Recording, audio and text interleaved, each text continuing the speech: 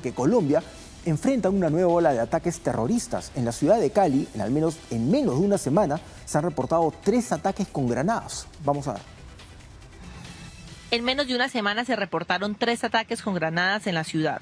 2 de ellos fueron dirigidos contra un medio de comunicación. El primero ocurrió el sábado, pero el artefacto no explotó. El segundo, lanzado el domingo, explotó generando daños materiales en la sede. El alcalde ha dispuesto presencia en ese medio. También las investigaciones avanzan. Recordarle a todos y a los caleños que tenemos una recompensa. Consideramos que presuntamente puede estar relacionado con una retaliación frente a ese resultado tan importante como la dada de baja de alias Veneno, que era un cabecillo importante de la Jaime Martínez. El tercer ataque se registró en la estación de policía Los Mangos, donde 3 personas resultaron heridas, 2 uniformados y un civil, todos fuera de peligro. Los hechos ocurridos en menos de 24 horas prenden las alarmas por su similitud y coordinación. Estos hechos violentos representan una grave amenaza para la seguridad ciudadana y un atentado directo contra la libertad de prensa, derecho fundamental que sostiene la democracia. El alcalde de Cali, Alejandro Beder, solicitó al gobierno nacional intervención inmediata y medidas de alto impacto, incluidas acciones similares a los bombardeos recientes en el Guaviare, para contener las acciones de grupos armados ilegales. Tenemos esa amenaza latente que yo creo que, sí, vuelvo y repito, es cuestión de tiempo. Si siguen poniendo bombas en Cali. Diferentes autoridades anunciaron un plan estricto de seguridad. Entre las acciones están rastreos, cruce de información, análisis de modus operandi y reconstrucción técnica de los eventos para identificar a los responsables de estos hechos.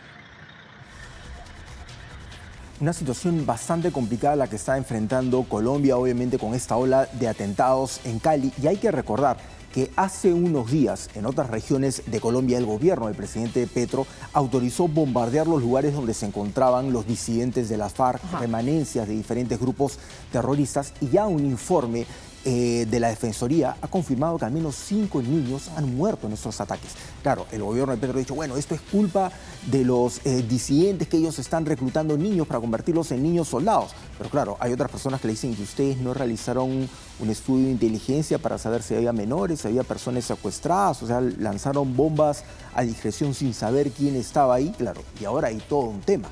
Evidentemente, esto es bien aprovechado por estos grupos que están en todo el país generando zozobras, una cadena de 9 ataques en diferentes puntos de Cali. Y esto se ha repetido, en otras regiones del país. Recordemos que hace poco un coche bomba estalló frente a un centro comercial, también dejando personas muertas. Y el presidente Petro de esto, nada, o sea, no atina a decir nada. O sea, él está más ocupado en hablar del imperialismo y de la bronca con Estados Unidos, y no se ocupa de lo que pasa en su país, ¿no?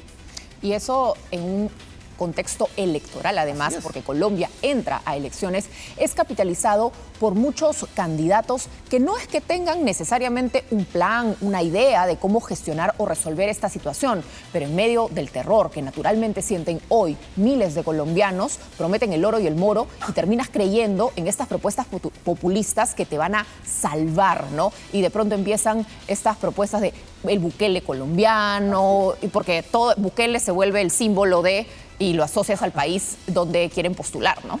Así es una situación sumamente preocupante. Recordemos que en Chile, por ejemplo, José Antonio Kast ya está en segunda vuelta con un discurso sumamente agresivo, ¿no? Vamos a combatir a la delincuencia así, vamos a combatir a la migración así, vamos a cerrar la frontera, militarizar esto y todo. Claro, ese discurso es muy fuerte, pega, ya está ahí, conecta, está ¿no? en una segunda vuelta.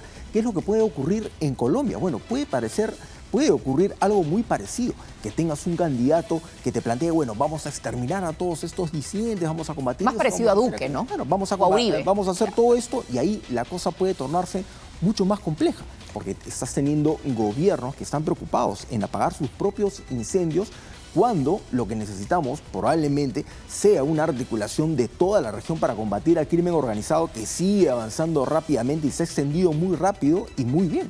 No, y además Colombia empieza a cerrarse las puertas también con otros países a los que les responde, les habla, empieza a tener conflictos bilaterales que tampoco le suman cuando necesitas articular políticas de manera integral en la región. Así es, y te empiezas a quedar, como tú bien señalas, sin aliados. Hay que recordar esta ruptura con Estados Unidos, que ha dicho, bueno, nosotros ya no vamos a cooperar económicamente con Colombia porque el tema de la lucha contra el narcotráfico no ha funcionado, no han hecho nada contra el narcotráfico, y el presidente Gustavo Petro dice, bueno, ya está bien porque nosotros no necesitamos de ellos, pero no tienen en cuenta que gracias a la financiación del llamado Plan Colombia, pudieron hacerle frente a las FARC. Sí, claro. O sea, pudieron combatir toda esta situación y es algo bastante preocupante.